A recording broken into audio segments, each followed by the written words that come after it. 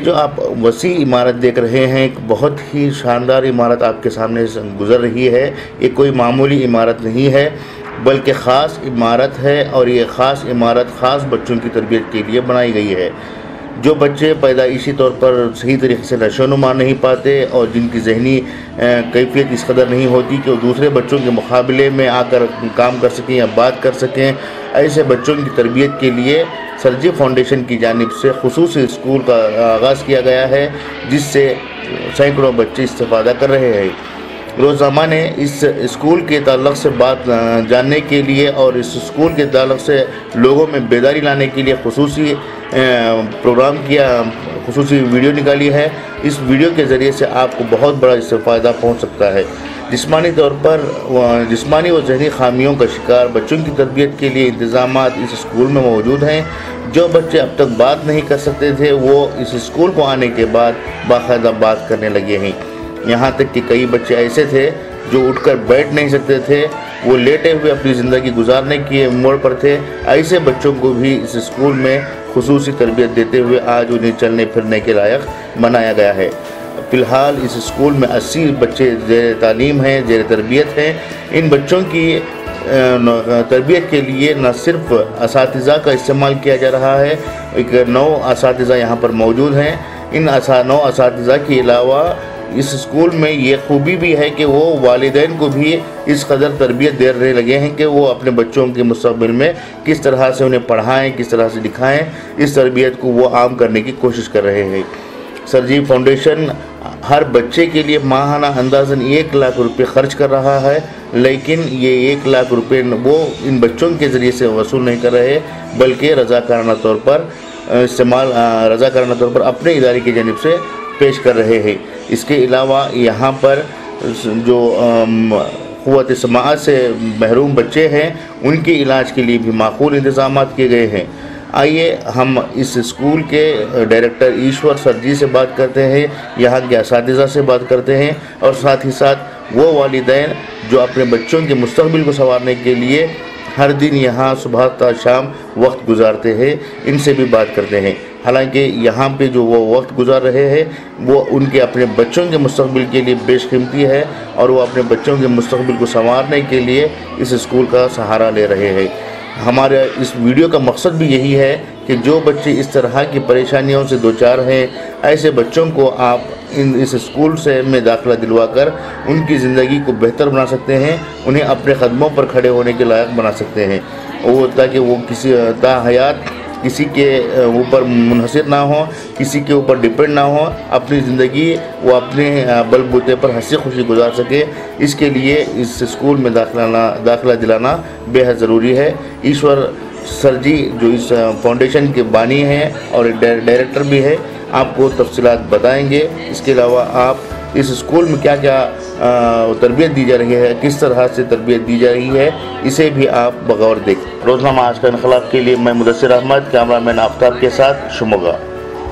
मेरा नाम ईश्वर सरजी, मैं सरजी इंस्टीट्यूट का ट्रस्ट मेंबर हूँ और ये सरजी फाउंडेशन का एक अंग है।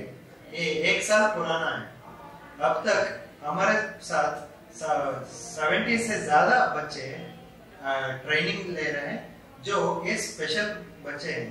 इनके लिए स्पेशल तरह का सेशंस हमने आयोजित किया है स्कूल में, जो फिजियोथेरेपी है, बिहेवियरल थेरेपी है, स्पीच थेरेपी है, ऑक्यूपेशनल थेरेपी, जो सुबह 10 बजे से शाम 5 बजे तक हमने प्रोवाइड किया है।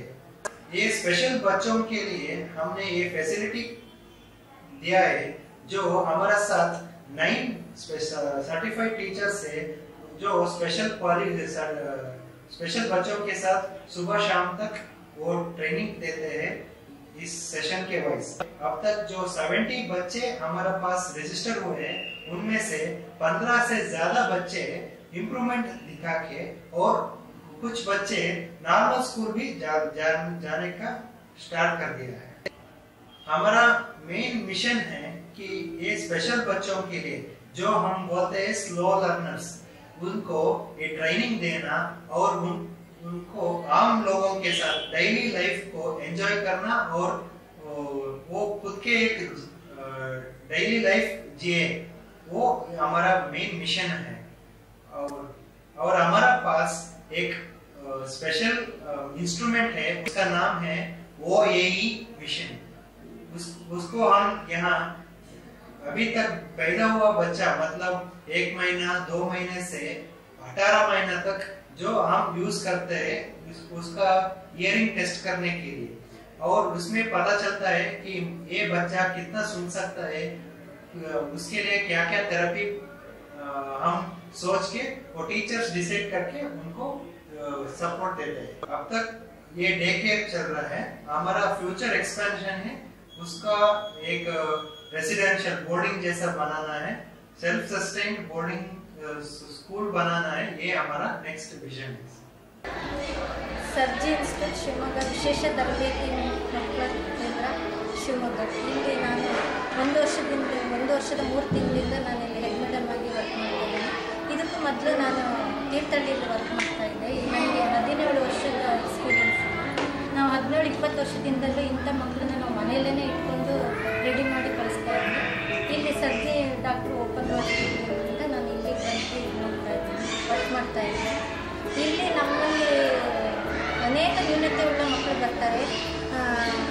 ಆರ್ಟಿಸಮ್ ಕೇಸು, ಸೆರೆಬ್ರಲ್ ಪಾಲಿಸಿ, ನಡೆದಾಡಲು ಬಾರದಂಥ ಮಕ್ಕಳು, ಕಲಿಕೆಯಲ್ಲಿ ಹಿಂದುಳಿದ ಮಕ್ಕಳು, ಮಾತು ಬಾರದ ಮಕ್ಕಳು, ಎಲ್ಲ ಮಕ್ಕಳು ಬರ್ತಾರೆ ಇಲ್ಲಿ. ನಾವು ಆ ಮಕ್ಕಳಿಗೆ ಮೆದುಳಿನ ಬೆಳವಣಿಗೆಗೆ ಪೂರಕ ಆಗಿರುವಂತಹ ಚಟುವಟಿಕೆಗಳನ್ನು ಮಾಡಿಸ್ತೀವಿ. ಹಾಡು, ಡ್ಯಾನ್ಸು, ವ್ಯಾಯಾಮ, ಆಮೇಲೆ ಓದೋದು, ಬರೆಯೋದು, ಇವುಗಳ ಮೂಲಕ ನಾವು ಮಕ್ಕಳಿಗೆ ತರಬೇತಿಯನ್ನು ಕೊಡ್ತೀವಿ. ಇಲ್ಲಿ ಇನ್ನೂ ವಿಶೇಷ ಏನಪ್ಪ ಅಂತಂದರೆ ಮಕ್ಕಳ ಜೊತೆಗೆ ಪೋಷಕರಿಗೂ ಸಹ ನಾವು ತರಬೇತಿಯನ್ನು ನೀಡ್ತೀವಿ. ಹೇಗೆ ಮಕ್ಕಳನ್ನು ಅವರು ರೆಡಿ ಮಾಡ್ಕೊಳ್ಬೋದು ಅನ್ನೋದ್ರ ಬಗ್ಗೆ ನಾವು ಪೋಷಕರಿಗೆ ಅರಿವನ್ನು ಮೂಡಿಸ್ತೀವಿ ಮತ್ತು ಅವರಿಗೂ ಟ್ರೈನ್ ಅಪ್ ಮಾಡ್ತೀವಿ. ಅವರು ಮನೇಲಿ ಹೋಗಿ ಮಾಡ್ತಾರೆ, ಆಮೇಲೆ ಇಲ್ಲೂ ಮಾಡಿಸ್ಕೊಂಡು ಹೋಗ್ತಾರೆ. ಇದರಿಂದ ತುಂಬಾ ಮಕ್ಕಳು ನಮ್ಮಲ್ಲಿ ಇಂಪ್ರೂವ್ಮೆಂಟ್ಸ್ ಆಗ್ತಾರೆ. ಈ ಮಕ್ಕಳಿಗೆ ತರಬೇತಿಯನ್ನು ಕೊಡಲು ನಮ್ಮಲ್ಲಿ ತುಂಬ ನುರಿತ ಶಿಕ್ಷಕರುಗಳಿದ್ದಾರೆ. ಅವರು ಚೆನ್ನಾಗಿ ಮಕ್ಕಳನ್ನ ಇದು ಮಾಡಿ ತರಬೇತಿಯನ್ನು ಕೊಡ್ತಾರೆ. ಈ ಮಕ್ಕಳನ್ನು ಕರೆದುಕೊಂಡು ಹೋಗಲು ಬರಲು ಪೋಷಕರಿಗೆ ತುಂಬ ಅನುಕೂಲಕರವಾಗಿದೆ. ಸರ್ಜಿ ಡಾಕ್ಟ್ರು ಈ ಒಂದು ಶಿವಮೊಗ್ಗ ಸಿಟಿಯಲ್ಲಿ ಇಂಥ ಶಾಲೆಯನ್ನು ಓಪನ್ ಮಾಡೋದ್ರಿಂದ ಎಲ್ಲ ಮಕ್ಕಳಿಗೂ ತುಂಬ ಅನುಕೂಲ ಆಗಿದೆ.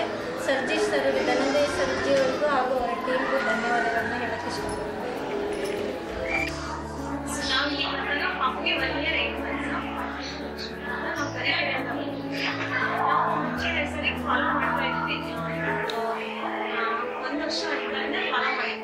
ಸ್ವಲ್ಪ ಪ್ರಾಬ್ಲಮ್ ಇದೆ ಅಂತ ಹೇಳಿದ್ರು ಸರ್. ಬೆಂಗಳೂರಲ್ಲಿ ಫಿಸಿಯೋಥೆರಪಿ ಎಲ್ಲ ಅಂತ ಹೇಳಿದ್ರು. ಅಲ್ಲಿ ಅವಾಗ ಸ್ಟಾರ್ಟ್ ಆಗಿರಲಿಲ್ಲ. ನೆಕ್ಸ್ಟ್ ನಾವು ಬಂದ್ವಿ, ಅಲ್ಲಿ ತೋರಿಸ್ಕೊಂಡ್ಬಂದು ಒಂದು 3-4 ಮಂತ್ಸ್ಗೆ ಸ್ಟಾರ್ಟ್ ಆಗ್ತೀವಿ. ಸರ್ ಫೋನ್ ಮಾಡಿ ಹೇಳಿದ್ರು ಎಲ್ಲ ಫಿಸಿಯೋಥೆರಪಿ ಸ್ಟಾರ್ಟ್ ಆಗಿದೆ, ಇಲ್ಲಿ ನಾವು ಇಮಿಡಿಯೇಟ್ಲಿ ಕ್ಲಾಸ್ ಜೂನಲ್ಲಿ ಸ್ಟಾರ್ಟ್ ಮಾಡಿದ್ರು. ಸರ್ ಜೂನಿಂದ ಸೊ ಬಂದಾಗ ಹೇಳಿದ್ದು ಅಂತಂದರೆ ಏನೂ ಇಲ್ಲ ಸರ್.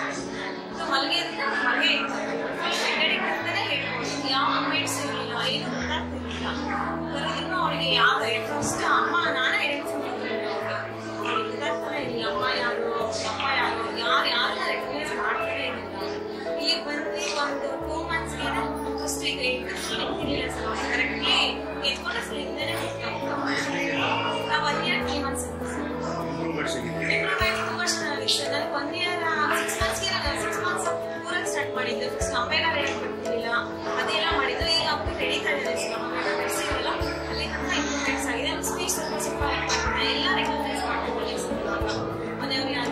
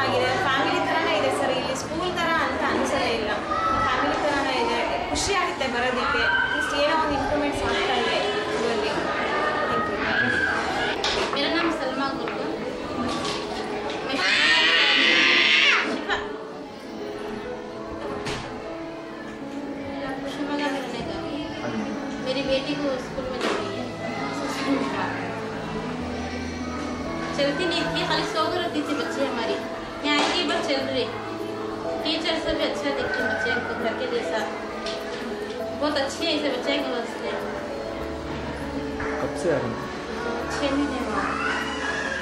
हमारी बच्ची सो कर होती थी, अब वो खड़े हो रही है, बैठ रही, चल रही जरा जरा, ऐसे बच्चे बहुत अच्छे हैं। टीचर्स क्यों नहीं? टीचर्स बड़े मैडम क्यों रिस्पॉन्स क्यों करते हैं? बहुत अच्छे हैं बच्चे, उनके बच्चे इनके साथ देखते हैं। क्या टाइम से क्या टाइम? सुबह के 10 से 4:30 तक। क्यों यहाँ एक बार क्यों मैसेज करा तुम बच्चे? बहुत अच्छे बच्चे इम्प्रूव हुए। मैं सीखेंगे क्या एक्सरसाइज कराने का? हाँ सर।